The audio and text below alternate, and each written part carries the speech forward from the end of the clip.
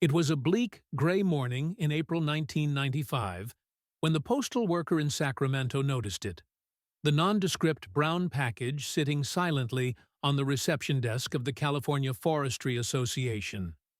The office was a sprawling, unremarkable complex, filled with busy bureaucrats, scientists, environmentalists, and industry reps, all immersed in their routines, typing, talking, typing again. The fluorescent lights buzzed overhead, casting a sterile glow over the endless rows of desks.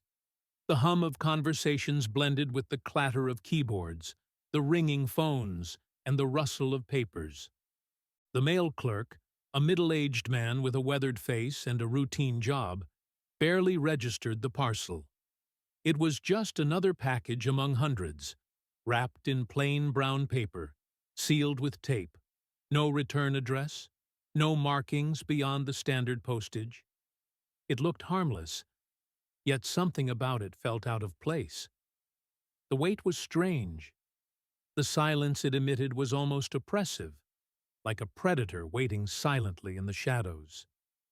He hesitated, eyes narrowing. His instincts, dulled by years of routine, prompted him to leave it alone. But a flicker of unease deep in his gut, an instinct he'd learned over decades, made him reach for it again.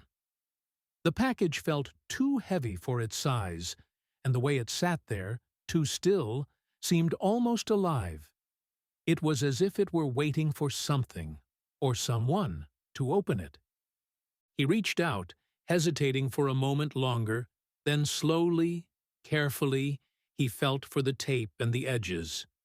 His fingers trembled slightly as he grasped the utility knife, the blade catching the dull light. With cautious precision, he sliced through the tape, each cut echoing in the silence. And then, nothing. No warning, no sign. Just the sudden release of energy. The explosion erupted like a hammer blow from the depths of hell. The blast tore through the quiet office space with a deafening roar, shattering glass windows into jagged shards that sprayed outward like deadly rain. Fire burst forth, licking at the ceiling and walls, engulfing everything in a raging inferno.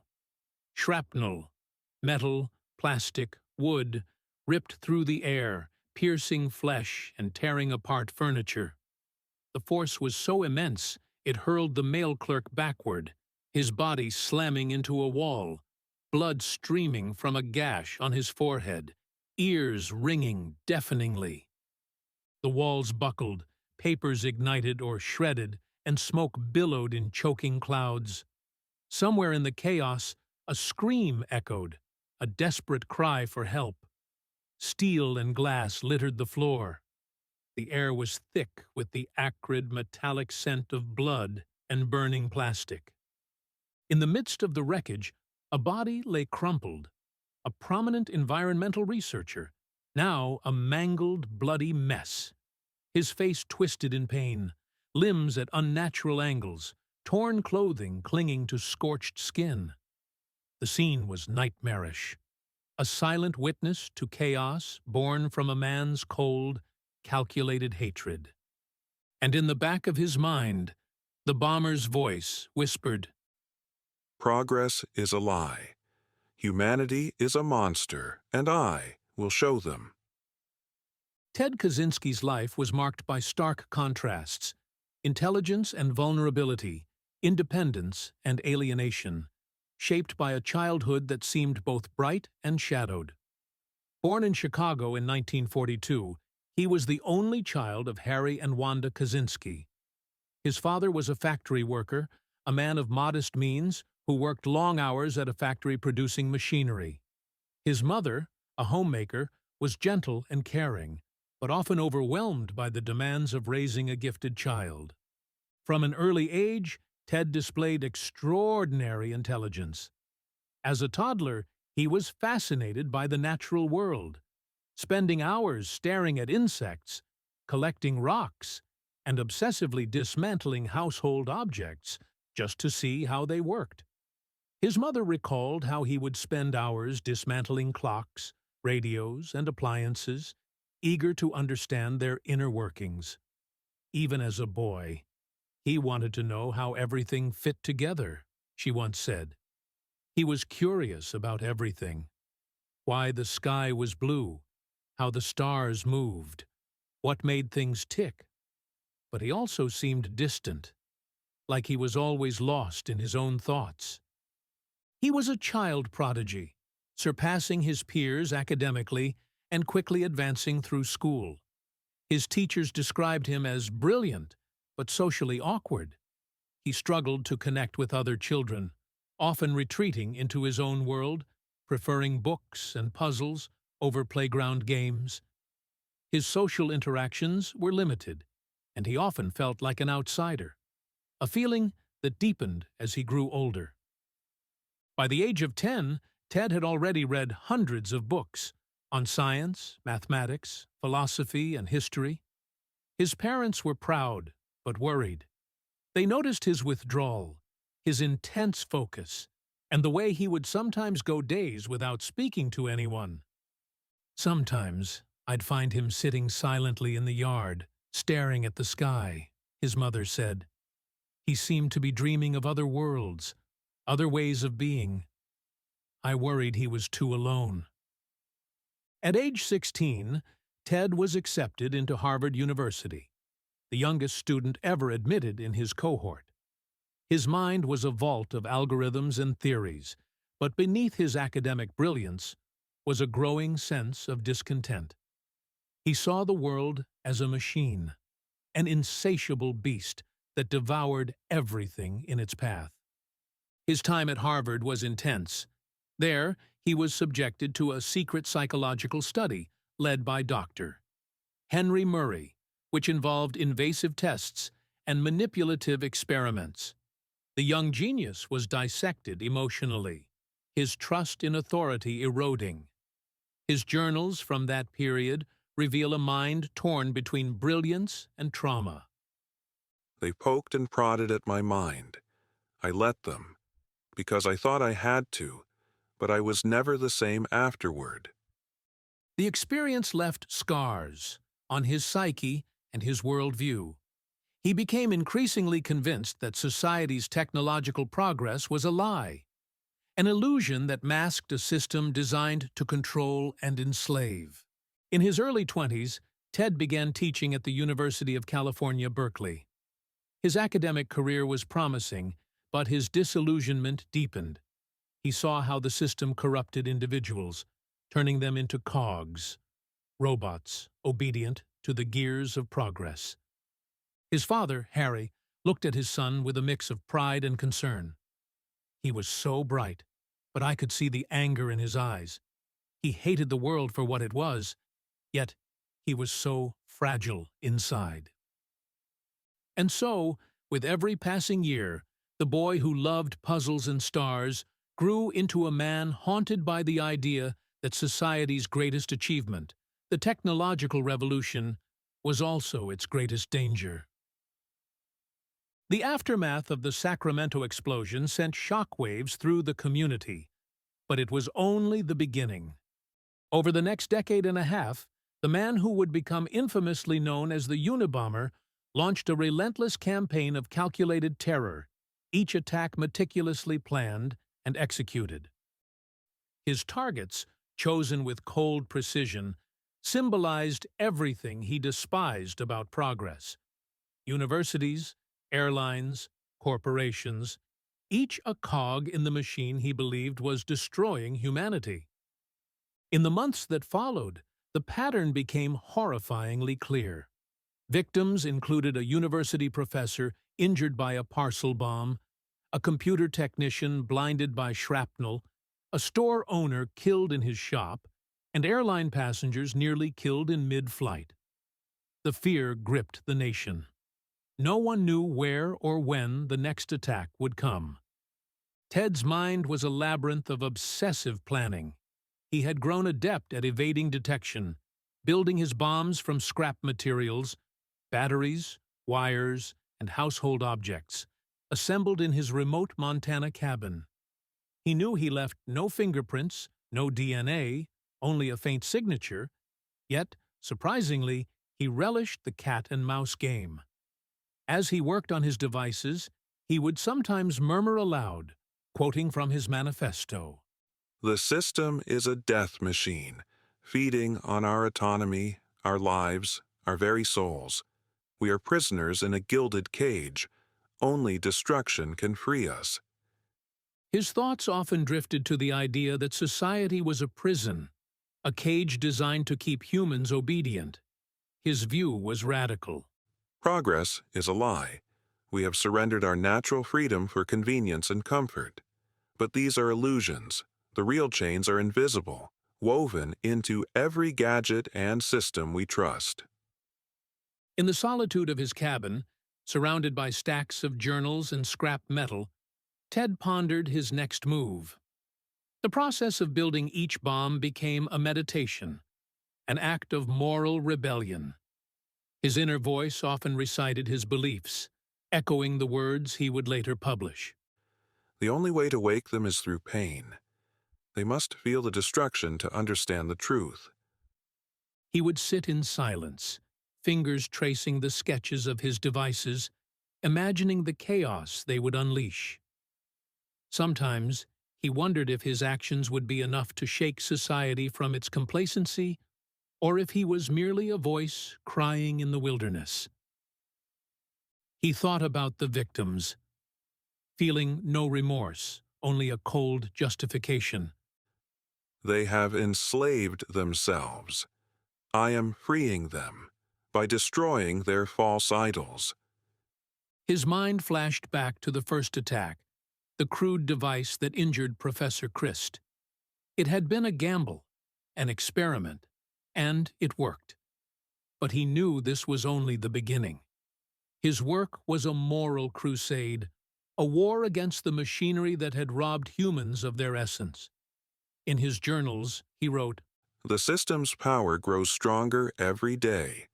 We are living in a false paradise. Beneath it lies chaos, death, and control. I will tear down this illusion. He believed that society's obsession with progress was a lie, an insidious trap. His bombs, he thought, were the only way to reveal the truth, that beneath the veneer of civilization lurked a monster. His thoughts often turned philosophical. Sitting in the dim light of his cabin, he mused, The only way to truly wake them is to make them feel pain. Only then will they question everything, question the system, question their own lives. He saw himself as a moral agent, a necessary force, fighting a war that only he understood. His actions, he believed, were justified. Every explosion was a cry for change, a message to a society that had become deaf to reason. By the mid-1980s, the FBI's investigation had become a sprawling, complex operation. They dubbed him the Unabomber, a ghost who left no fingerprints, no DNA, only carefully crafted clues. The task force was enormous. Over 100 agents, forensic experts, behavioral analysts, all working tirelessly to find a pattern.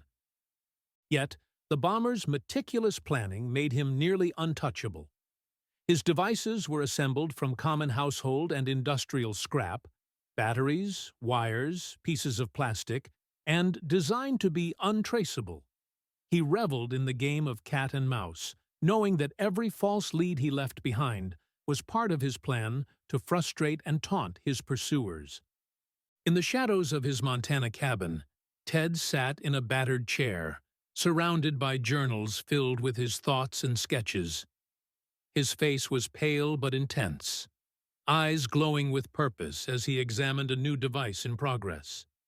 The fire of obsession burned bright in him. His thoughts turned inward, swirling with bitter truths. His internal monologue was relentless. They think they are in control, but I will burn their illusions to ash. Only then can they see what lies beneath. The chaos, the destruction, truth. Every new device he built was a chapter in his war against the machinery, a piece of his moral rebellion. Deep down, he saw himself as a prophet, a man fighting not just for himself, but for the future of humanity. His mind was a fortress of bitter logic and radical conviction. The year was 1994. The campaign of terror, though relentless, was also marked by a growing fatigue in the bomber's mind. His attacks had become more intense, more deliberate, each one a chapter in his moral crusade. Victims piled up, scientists, engineers, airline personnel, their deaths and injuries meant to serve as warnings. But beneath that rage lay a deeper need, to be heard, to make society see what he believed was the ultimate truth. Yet, after nearly 2 decades of living in the shadows, building bombs in isolation, Ted felt an increasing frustration. His message, his core belief, remained unspoken, unheard beyond the few who had glimpsed his writings. His mind, obsessive and relentless, longed for a way to break free from the silence. In the depths of his Montana hideaway, he pored over his journals. The sketches, notes, and ideas accumulated into a carefully crafted plan to deliver a message so powerful, so piercing, that it would awaken society from its blind pursuit of progress. His fingers trembled as he wrote and rewrote paragraphs, each word a stroke of defiance, each sentence a declaration of war against the machinery. By 1995, he had reached a decision. He would send a package, a manifesto. Industrial Society and Its Future. It was a 35,000-word diatribe, a bitter indictment against what he saw as the greatest danger humanity faced, its own technological advancement. His plan was simple but audacious. He would demand its publication, and if society refused to listen, he would continue his campaign of destruction. But if the world dared to publish his words, they would be forcing the hand of history, forcing society to confront the truth he believed was buried beneath layers of lies. He carefully compiled the manifesto, annotating it with notes and warnings. In a sealed envelope, he included a letter. To whom it may concern, I am the author of the attached document. It contains the truth about the destructive power of technological progress and the need for societal awakening. Publish it, or I will continue to strike. He knew the risks. Publishing his manifesto could provoke more violence or even his own death. But he was resolute. This was his final stand, a way to make his voice heard beyond the explosions and chaos. His thoughts were a mixture of defiance, hope, and cold calculation. They think they are in control, he mused, but I will burn their illusion of power. My words will be the spark, a catalyst for awakening or destruction. He sent the package to major newspapers, the New York Times and the Washington Post, believing that a publication would be his legacy, his final act of rebellion. The waiting was agonizing. Days stretched into weeks, each day a test of patience and resolve. Finally, the news broke. The manifesto would be published. The world would see his words, his justification, his fury, his conviction. He watched with cold satisfaction as the media picked up the story. Headlines blared. Terrorists' Manifesto, a warning or a threat? The public reaction was swift and divided. Some saw him as a madman, a villain who had caused innocent suffering. Others saw him as a prophet, a man fighting against the destruction of human autonomy, a voice crying out in the wilderness. The debates raged across television programs, newspapers, and online forums. He read the reactions with a detached sense of purpose. Deep inside, he felt a flicker of hope. His words, harsh, uncompromising, had finally broken the silence. His internal voice echoed. I am planting a seed, either for awakening or chaos. Either way, the world will never be the same. But he also knew the risks. His enemies, the authorities, the society that continued down its destructive path, would not take kindly to his revelation. They might try to silence him, to silence his words. He reflected on what he had written, a section of the manifesto he often revisited. We are no longer humans. We are cogs, slaves to the machine. Our lives are dictated by gears we cannot see, in a system we cannot control. Only destruction can free us from this prison. He believed that society's obsession with progress was a lie, an illusion designed to hide its true purpose: control, domination, and the destruction of human freedom. His words were a mirror, an unflinching look at the darkness he believed lay beneath civilization's veneer. He thought to himself, They will call me terrorist. They will try to destroy my name. But I am only exposing the truth, the monster behind the curtain. as the days passed, the world began to grapple with his words. Some dismissed him outright. Others questioned whether his critique contained any truth at all. But one thing was certain: the publication had ignited a fire. In the quiet solitude of his Montana cabin, Ted watched the news, knowing that his message had finally been broadcast. His mind was both calm and tumultuous, hopeful that his act would trigger awakening, yet wary of the chaos it might unleash. In the depths of his consciousness, he whispered, The system is a death trap. It feeds on us. I have shown the world its face. Now the world must decide, accept the truth or perish in denial. And so he waited, knowing that his final act of defiance had begun. The moment that had been years in the making finally arrived in April 1996. The FBI ultimately caught Ted Kaczynski after his brother, David, recognized the similarities between the manifesto and Ted's writing, leading him to contact authorities. Based on David's tip, the FBI conducted surveillance and raided Ted's remote Montana cabin. Inside, the scene was eerily frozen in time. Stacks of journals filled with obsessive handwriting, sketches of bombs, drafts of the manifesto, and a small pile of newspaper clippings documenting his previous attacks. Ted Kaczynski sat calmly in the corner of the cabin, eyes steady, hands folded. His face was emotionless, almost serene, an expression of quiet conviction. When the agents burst in, he looked at them with a calmness that unnerved even seasoned officers. "Why did you do it?" one agent asked, voice thick with a mixture of suspicion and curiosity. His response was measured, almost gentle. I did what I had to do. The system is a monster. It's killing us. You will understand in time. His words echoed through the tense silence, a chilling reminder of his unwavering beliefs. As they slowly approached to arrest him, he offered no resistance. His demeanor was that of a man who believed he was justified, an agent of chaos fighting a moral war. Inside the cabin, the evidence was overwhelming.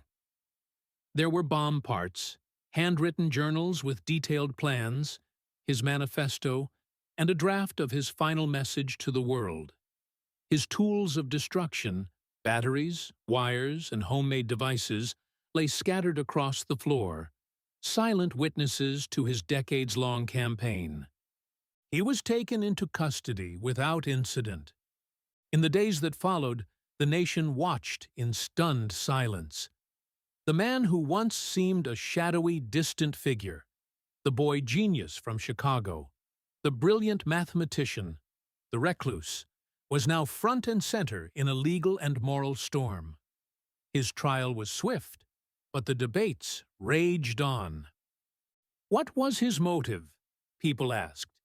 His defense attorneys argued that he was a damaged genius, a man pushed to the brink by societal pressures, trauma, and alienation. They claimed his actions were rooted in mental illness, a cry for help disguised as violence. But the prosecution painted a different picture. A cold, calculating man who believed himself a moral agent, fighting against the destruction of humanity. Ted, in the courtroom, refused to plead insanity. His voice was even, unwavering as he declared, I am fighting to free humanity from the monster of progress. My actions are justified.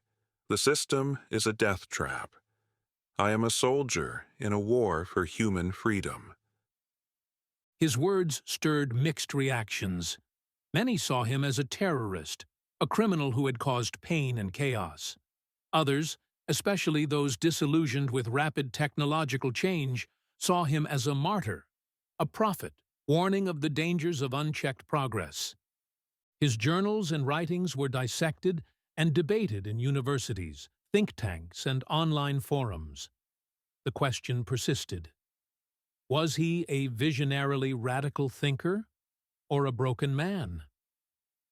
The line between genius and madness seemed razor-thin.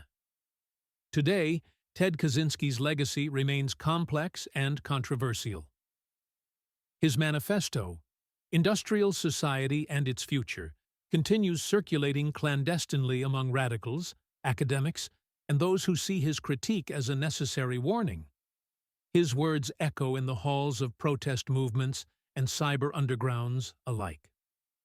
The effect of his actions and ideas on modern society is undeniable. His case helped ignite ongoing debates about the relationship between technology, privacy, and human autonomy. Many see his critique, though expressed through violence, as a reflection of a growing societal disillusionment with technological surveillance, corporate greed, and environmental degradation. In the digital age of 2025, his attacks were early warnings, prophetic in a sense, of the alienation and chaos that now define much of modern life. The rise of social media, mass surveillance, and artificial intelligence has only intensified fears of a society enslaved by its own creations. The rise of eco-activist movements that criticize the destructive impact of industrialization, sometimes adopting radical rhetoric reminiscent of his critique. The proliferation of cyber activism and hacking collectives that see the machinery of the state and corporations as oppressive, echoing his disdain for control. Documentaries, books, and movies explore his life, his motives, and the profound questions he posed. His name is invoked in debates about the costs of progress and the limits of technological control. Yet, perhaps the most enduring impact is the way his story challenges us. What is the price of progress? Can society reconcile technological advancement with human freedom? And what happens when the disillusioned, the alienated, or the mentally unstable decide violence is their only voice? The media often portrays him as both villain and victim, hero and madman. His words, like a dark prophecy, continue to haunt society. The system is a death trap. It feeds on us. Only destruction can set us free. His death in 2023 marked the end of his physical presence, but his ideas remain alive, circulating covertly, debated fiercely, and studied in universities.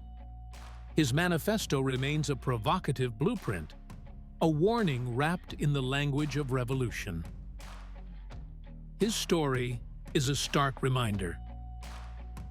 Genius, when divorced from compassion and empathy, can become a destructive force.